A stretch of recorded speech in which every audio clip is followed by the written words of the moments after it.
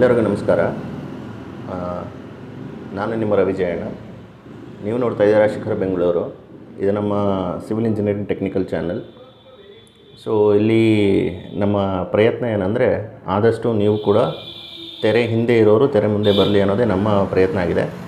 So ಈ ಪ್ರಯತ್ನದಲ್ಲಿ ನಮ್ಮ ಮೊದಲ ಹೆಜ್ಜೆ ಏನಂದರೆ ಇವತ್ತು ನಾವು ನಿಮಗೊಂದು ವಿಡಿಯೋ ಕ್ವೆಶ್ಚನರ್ನ ನಾವು ಆನ್ಸರ್ ಮಾಡ್ತಾಯಿದ್ದೀವಿ. ಸೊ ಅದೇನು ಅಂತ ನಿಮಗೆ ಈಗ ಗೊತ್ತಾಗುತ್ತೆ. ಸೊ ಈಗ ಬರೋ ಪ್ರಶ್ನೆ ನೀವು ಕೇಳಿ. ಅದು ಆಂಗ್ಲ ಭಾಷೆಯಲ್ಲಿದೆ, ಆದರೂ ಕೂಡ ನಾನು ನಿಮಗೆ ಆ ಪ್ರಶ್ನೆನ ಅರ್ಥ ಮಾಡಿಸ್ತೀನಿ. ಪ್ರಶ್ನೆ ಏನು ಅಂತ ಈಗ ಕೇಳ್ಕೊಂಬನ್ನಿ.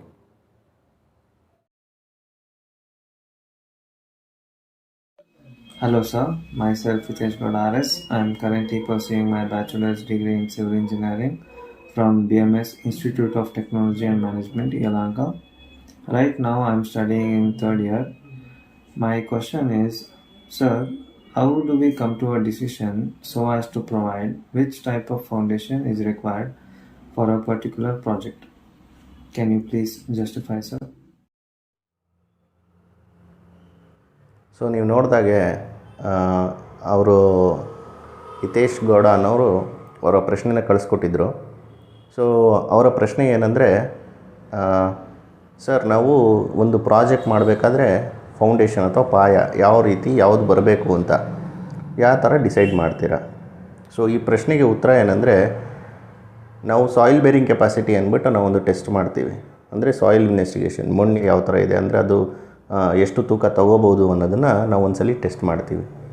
ಆ ಟೆಸ್ಟಿಂಗಲ್ಲಿ ನಮಗೆ ತಿಳಿದು ಬರುವಂಥದ್ದು ಅದು ಎಷ್ಟು kg ಅಥವಾ ಟನ್ ತೂಕನ ತೊಗೋಬಹುದು ಅನ್ನೋದನ್ನ ನಮಗೆ ಆ ರಿಪೋರ್ಟಲ್ಲಿ ತಿಳಿಸ್ತಾರೆ. ಆ ರಿಪೋರ್ಟಲ್ಲಿ ತಿಳಿಸೋದ್ರ ಪ್ರಕಾರ ಈಗ ನಾರ್ಮಲ್ ಬೇರಿಂಗ್ ಕೆಪಾಸಿಟಿ ಇತ್ತು ಅಂದರೆ ನಾವು ಇಂಡಿವಿಜುವಲ್ ಫುಟಿಂಗ್ ಅಂದರೆ ಒಂದು ಕಾಲಮ್ಗೆ ಒಂದು ಫುಟಿಂಗ್ನ ಹಾಕಿ ಡಿಸೈನ್ ಮಾಡ್ತೀವಿ. ಕೆಲವು ಸಲ ಏನಾಗುತ್ತೆ, ಒಂದು ಫುಟಿಂಗ್ ಪಕ್ಕ ಇನ್ನೊಂದು ಫುಟಿಂಗ್ ಬರುತ್ತೆ, ಅದು ಒಂದ್ರ ಮೇಲೆ ಒಂದು ಕೂತ್ಕೊಂಡಾಗ ಏನಾಗುತ್ತೆ, ಅಂಥ ಫುಟಿಂಗ್ನ ನಾವು ಕಂಬೈನ್ಡ್ ಫುಟಿಂಗ್ ಕೂಡ ಮಾಡ್ತೀವಿ. ಸೊ ಅದು ಇಂಡಿವಿಜುವಲ್ ಫುಟಿಂಗ್ಸು ಕಂಬೈನ್ಡ್ ಫುಟಿಂಗ್ ಕತೆ ಆಯಿತು.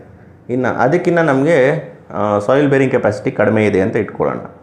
ಅಂಥ ಟೈಮಲ್ಲಿ ನಾವೇನು ಮಾಡ್ತೀವಿ, ರಾಫ್ಟ್ ಫುಟಿಂಗ್ ಅಂತ ಮಾಡ್ತೀವಿ. ರಾಫ್ಟ್ ಫುಟಿಂಗ್ ಎತ್ತಕ್ಕೋಸ್ಕರ ಮಾಡ್ತೀವಿ ಅಂದರೆ ಬೇರಿಂಗ್ ಕೆಪಾಸಿಟಿ ಕಡಿಮೆ ಇದ್ದಾಗ ಏನಾಗುತ್ತೆ, ಒಂದೊಂದು ಫುಟಿಂಗು ಒಂದೊಂದು ಕೊಟ್ಟಾಗ ಈಗ 2 ಫುಟಿಂಗ್ ಇದೆ ಅಂದರೆ ಒಂದು ಫುಟಿಂಗು ಏನಾದರೂ ಸೆಟಲ್ಮೆಂಟ್ ಆದರೆ ಇನ್ನೊಂದು ಫುಟಿಂಗ್ ಅಲ್ಲೇ ಇರೋದ್ರಿಂದ ಬಿಲ್ಡಿಂಗಿಗೆ ಅಪಾಯ ಆಗುತ್ತೆ ಅನ್ನೋ ಕಾರಣದಿಂದ ರಾಫ್ಟ್ ಫುಟಿಂಗ್ ಅಂತ ಮಾಡ್ತೀವಿ. ಅಂದರೆ ಎಲ್ಲ ಕಾಲಮ್ನು ಸೇರಿಸಿ ಒಂದೇ ಪಾಯ ಹಾಕ್ತೀವಿ.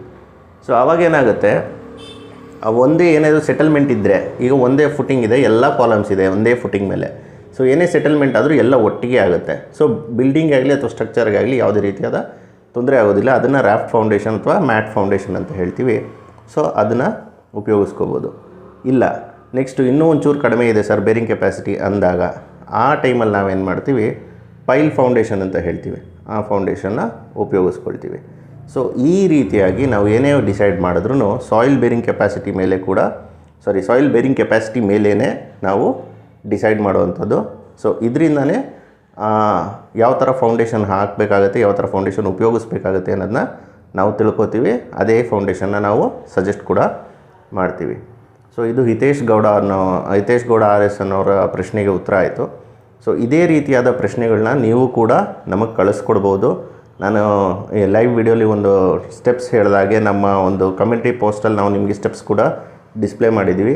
ಅದೇ ರೀತಿಯಾಗಿ ನೀವು ನಿಮ್ಮ ಸೆಲ್ಫಿ ವಿಡಿಯೋ ತೆಗೆದು ನಿಮ್ಮ ಹೆಸರು, ನೀವು ಯಾವ ಊರಿಂದ ಮಾತಾಡ್ತಾ ಇದ್ದೀರಾ ಅಂತ, ಮತ್ತು ಜೊತೆಲಿ ನಿಮ್ಮ ಪ್ರಶ್ನೆ ಏನು, ಇದಿಷ್ಟನ್ನು ಕೂಡ ನೀವು ರೆಕಾರ್ಡ್ ಮಾಡಿ ನಮ್ಮ ಟೆಲಿಗ್ರಾಮ್ಗೆ ಕಳಿಸ್ಕೊಡ್ಬೋದು.